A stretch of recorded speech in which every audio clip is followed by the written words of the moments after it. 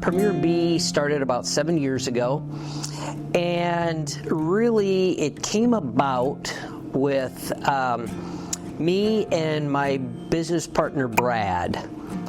Owned a previous business to Premier Bee. We owned a business called Mid-America Motoplex, which was a large power sports dealership located in Sioux Falls, South Dakota. We had Honda, Yamaha, Kawasaki, Sea-Doo, Ski-Doo, all those kind of toys. Thought we would kind of ride that out and go into retirement off that, but lo and behold, a group of car dealers came to us and wanted to buy the business. And I remember my dad always told me, if somebody wants to buy it, set a good price and sell it, except for your wife. And so we ended up selling the thing and thought I'd be retired, and that was a total 100% total mistake. I was too young to be retired. It drove me nuts not having anything to do. That lasted about 2 months. So we had to find something to do.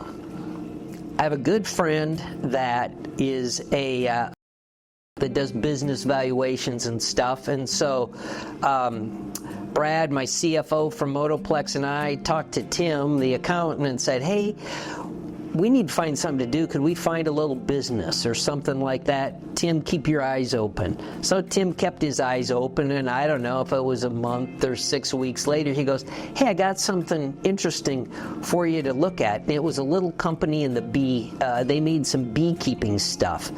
And it was really kind of interesting to me. One of the things that got me to do was starting to look at Beehive Foundation. And Brad and I actually sat together and came up with a list. You know, we had just come from a large business that was in retail. We were open retail hours. We had 50, 60 employees, and that's back when internet was kind of starting to take over in power sports, and that was not fun for us. We're old guys. We didn't understand all that internet stuff and social media and all that stuff. So we wrote down on a legal pad things we wanted, things we didn't want. And we wanted one employee, and we didn't want anything to do with social media or the internet. And so my friend Tim, the accountant, had found this little company that made some stuff in the beekeeping industry that got me looking at that. And I stumbled across Beekeeping Foundation. And it was interesting because the plastic foundation, it all had been developed back in the early 90s. There were only 4 players in the market in the United States when we started this, but they all started it back in like 91 to 93, 94, 95. Nobody had done a thing with foundations since then. And so we thought, well, you know what, let's take a look at foundation and see if there's anything that we could do to advance it, since it has just kind of been there and it is what it is, and nobody even really thought about foundation. So we looked at it, and lo and behold, we decided that if we can figure out a way to make a better foundation, and we defined better as better for the bees, better for the beekeeper. If we could come up with that, we would move forward with it. We thought we might be able to have something that would be good. But now, lo and behold, one of my other good friends, he's been my golf partner in league for, I think, 18 years now, happens to be a really smart guy named Mark, who's kind of a plastics engineer. He's done plastics engineering his whole life. And so with Mark's help, we started looking at existing foundation out there. And were there opportunities for it? And lo and behold, we found there were some really unique things about foundation that hadn't been done. So we spent, I spent the better part of the first year and a half just studying foundation. the current foundations that are made in the United States, we studied those. Mark looked at them. He could tell from the feel, the size, the shape, the weight, what type of plastic it was. He knew that they used injection molding for it. So we learned all kinds of things about the existing plastic foundations. And one of the things that we learned was that the many aspects of the existing foundations at that time were determined by the manufacturing technique that was used to make it. When I asked the question to some beekeepers, some people in the academic crowd at that time, questions about, well, why is it this size or why is it that size? Everybody kind of said, well, that's the way it was. And so, not being beekeepers, I looked at it from maybe a little different perspective than a lot of other people. So what I wanted to know was, what did the bees want? What did Mother Nature want the bees to do? Instead of trying to give the bees something that was easy to make, I wanted to know what Mother Nature wanted the bees to make. So we started studying it. We studied it with the help of some people over at Augustana College here in Sioux Falls in their labs. And lo and behold, we found out what Mother Nature wanted the bees to make by looking at natural comb. And a lot of natural comb that we got out of top bar hives from all over the United States that summer that we were doing the studies. And so we found out what size and shape that Mother Nature wanted the bees to make. Then the big problem was how to make it, because you couldn't do it using traditional manufacturing techniques that the other people making foundation were using at that time. But Mark, the really smart guy that I talked about earlier, we kind of figured it out. It only took us probably 2.5 years to figure it out, but we finally figured it out. We made some of it. We got it into some hives in northwest Iowa and southeast South Dakota, and lo and behold, the bees really liked it. So we felt we might have something there that we could turn into a little product that Brad and I and one employee could make, and we could sell a little bit of it and basically give Brad and I something to do. Well, that kind of leads to us in the early days. It was Brad and I, Mark, the really smart guy, Ben, who still works for us today, trying to figure out how to build this equipment to make this foundation. Once we got the equipment built, it's not just a matter of, it's not like going to Home Depot and buying a Milwaukee cordless drill and all you got to do is charge the battery and plug it in and it works. It's a really complicated thing to do, especially for somebody that's not an engineer like me. But we figured it out. We got some orders because the bees liked it. I still remember the very first, we thought was a big order at the time. We got it. They wanted yellow foundation. And the yellow that had been used in the industry was, I don't know, kind of a pale yellow. It didn't really look yellow. Some people even call it natural color, but it was referred to as yellow. So we wanted to use the same yellow that everybody else is using. So we bought a little box of this. It's called yellow concentrate. We had a special yellow made to kind of be the same color as everybody else's. Well, we got this first, what we thought was a big order at the time, and we're making it, and they wanted yellow, and so we're making yellow foundation. We're doing it. Everything's working really good. And we run out of that yellow concentrate stuff.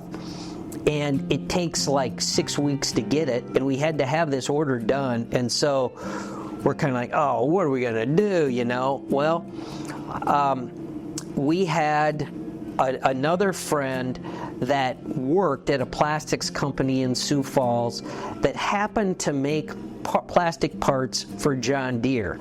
So they had some yellow at the plant that he worked at, so I bought a 5-gallon bucket of it, but it was John Deere yellow. It wasn't that real pale yellow, and well, I guess it's the only thing we could do. We just went ahead and ran it and made this. Now it's kind of a bright yellow. Well, the beekeeper that bought that first order, they got some of the pale yellow and they got some of the bright yellow, and they just called us raving about they loved the bright yellow. And since I had got a 5-gallon bucket of it, we made some more of it, and the beekeepers that got that really liked it and called us. So to this day, our yellow is the same yellow that they use in John Deere. Just so you know, that's where the yellow came from. We weren't trying to be different. We just kind of stumbled across that. So that's how we came up with that. Something else that's kind of interesting, when we got these first big orders that came in, and by the way, when I say a big order, I'm talking it was like a half a pallet or a pallet. It wasn't like a semi-load or train car load like we get now. But we got these orders come in, we got to make them and get them out and everything. And, well, we had to run the line 24 hours a day, but it was just me and Brad and Ben at the time, and Mark, the smart guy. So we got to run the thing 24 hours a day, and I don't know, there was one summer where we would take turns running the line at night from 7 at night to 7 the next morning, and we all took our turns. I ran it all night long, Brad ran it, we all did. That's how we did it. But the building we were in was just a small little space we leased, and it didn't have air conditioning. And it would get, during the day in that summer, it would get to like 120 degrees in there. At night, it would cool off and get down to like 95, 98 degrees. I mean, so it was just miserable. But we didn't know better at that time. I remember the other thing, too, about it had these two big garage doors on it that we would have open to try to get some air and heat coming in there. And one night I was working, and across the parking lot from this building, there's kind of it's a small lake called Catfish Bay. And all of a sudden I noticed something, and I looked out, and it looked like the ground was moving. And we were invaded with these little toads. There were thousands and thousands of them were hopping out, and they hopped in the building. There was little toads hopping all over that night. I'm trying to run the equipment and keep, because if you've ever seen the I Love Lucy thing with the candy, where they're trying to put the candy in it's coming off the line and it keeps coming. Well, that's kind of the way the machines work, making foundation. Plus, then I'm trying not to step on toads because they're all over the place. And anyway, I don't know, it was some kind of a 30-year toad infestation thing. I don't know if like cicadas come out of the ground every 13 years, the toads did it. But anyway, once the next guy, I think it was Ben, got there that morning at 7 to relieve me, so then he's running the line and I'm cleaning the floor up. But I mean, it's just kind of one of those things. But that's a good story. But anyway, we were just based on foundation at that time. But I soon learned that if you're going to sell foundation, the beekeepers in South Dakota, North Dakota, Montana, Western Minnesota, the big commercial guys in the United States, they don't buy boxes of 100 sheets of foundation. They want an assembled frame with the foundation already in it that they can just have their employees put in their hives. So we had to, I'm 3 years into this thing now. We just started to get plastic figured out a little bit. Working with wood's completely different than working with plastic. And so instead of trying to make a frame on top of all this, we sourced a frame from another person in the United States, and that worked good. Then we found out the commercial guys, a lot of them like to buy the wooden box. the hive body with the frames in it. Well, that led us to sourcing boxes from this person also, and our growth kept going and going and going. So we built a new plastics manufacturing facility, our own facility. It's about 14,000 square feet. So we went from under 4,000 to about 14,000. We owned the building that we built. That's all going good. This was the last building I was going to build. I'm not building another building. I don't know if anybody's built a building in a city before, but working with the city of Sioux Falls zoning to try to build a building is a pain in the butt. And it's like, I don't want to do this again. So that's it. Well, less than a year later, we decided that in order for us to get the number of frames and the number of boxes that we needed, we're going to have to figure out how to come up with another supplier for woodenware. And really what we found was the people that could supply us the volumes that we needed didn't have the quality we needed. The people that made the quality that we needed couldn't get us the volume. So at that point in time, we decided, well, let's see if we could, again, a frame and a box have been virtually the same for years and years and years. Let's see if we could look at it with a fresh set of eyes and do anything different to come up with something that would be better. And if we could do that, come up with a better product, we would go ahead and get into the woodenware business on top of that. So we started doing research. We found out really nothing about the bee box had changed in years and years and years. Another friend of mine is the lead engineer for, I think it's the third largest custom cabinet manufacturer in the United States. Well, lo and behold, if you look at a bee box, it's really no different than a kitchen drawer without the bottom in it. Or if you look at an assembled frame with a foundation in it, it's really no different than a cabinet door in your kitchen. It's got 4 sides and a panel in the middle of it.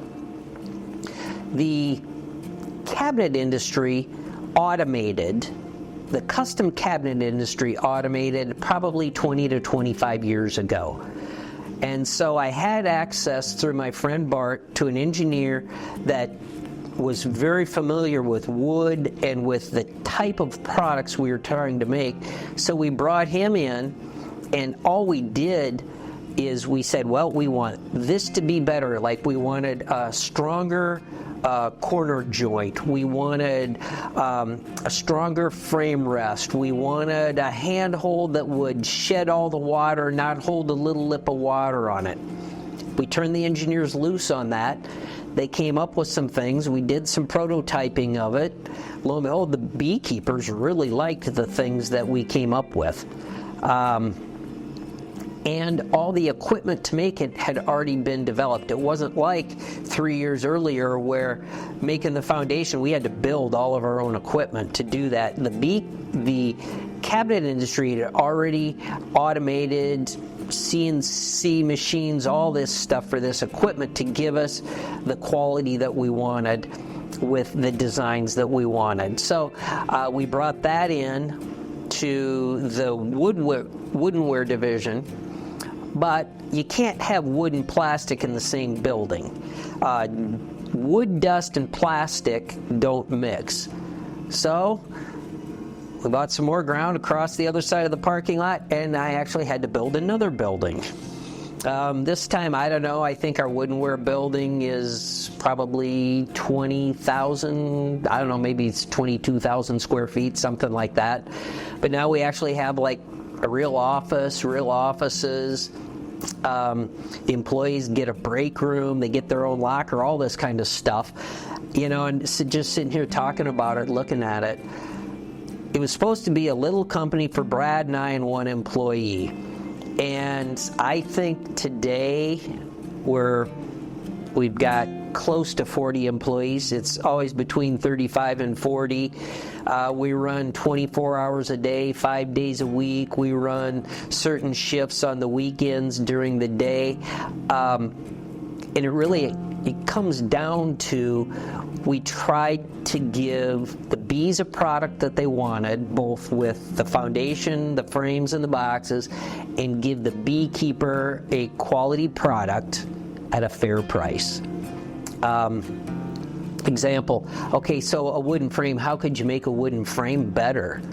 Because they're all kind of the same. Well, by this time, I knew quite a few people in the industry, so I went to Nate Cowen of Cowen Manufacturing, that builds all the big automated extracting lines that all the big commercial guys use. He has got to figure out how to have his equipment work everybody's frame, so he knows frames better than anybody in the United States. So I went and talked to him and said, hey, if I'm going to start from scratch, what should I do to make a frame better? And he instantly tells me about 3 things. If you could do this, if you could do this and this, he goes, that frame will be the strongest frame and work the best for commercial beekeepers than anybody's. Well, since we were starting from scratch, it was easy to incorporate those things into our frame. You know, it's not like we were a company that had been making frames for 20, 30 years. We already had a bunch of equipment. We couldn't change it. We had to start from scratch. So we didn't really, I guess that really is an advantage when you start from scratch, especially when you come at it with a fresh set of eyes into products that really have not changed a lot in a long time. But that's kind of what we did. That's what's got us here today. I've been blessed. I never thought it would turn into what it's turned into, but I've also never had more fun in my life either. You know, if you think about it, what I deal with is I deal with a great group of employees, that we've really got a really strong team in the factory, but then I get to deal with beekeepers. And beekeepers I really enjoy talking to them. They all like to talk. They all have a really interesting, unique story if you're smart enough just to shut up and listen to them. The other thing is beekeepers, you know, you got to look at that spectrum. You've got your commercial beekeepers, which are like farmers. And then you've got hobby beekeepers, which are more people that are into, they have a love for bees, a love for nature, those types of things. They're really into the environment. And not that farmers or commercial beekeepers aren't, but believe me, they are 2 completely different types of people. And they both are really fun to work with. I've been blessed. I've never had more fun, but I am done building buildings. If we have to build another building, my young managers, I'm telling them, okay, you figure it out and do it. I'm not doing it. I really could see there will be a time down the road where I might not want to work as hard as I do now. I could pull back a little bit.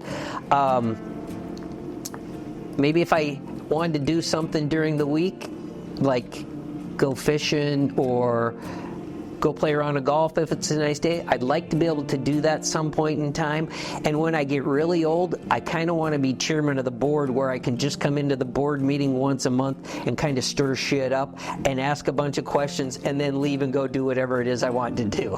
So that's kind of how I see myself going out anyway. Well, that's kind of the story of Premier Bee. I've told this story a lot. I get asked, how did we get going? Because there's not a lot of new companies popping up in the beekeeping world, the bee supply world.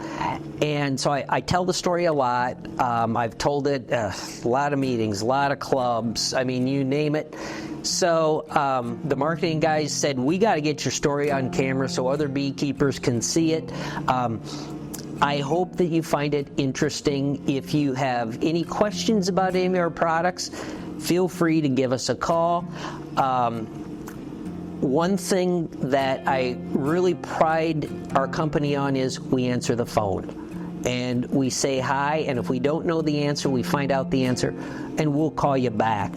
I like taking phone calls from customers. It's fun to be able to help them out. With that, I think I'm going to sign off. I hope you found this not a total waste of your time, but the marketing guys made me do this. Thanks for watching another video from Premier Bee Products. To subscribe, click this button right here and join thousands of other beekeepers. If you want to watch another video, click that button right there. And to shop any of our products, check out the description below. See you soon.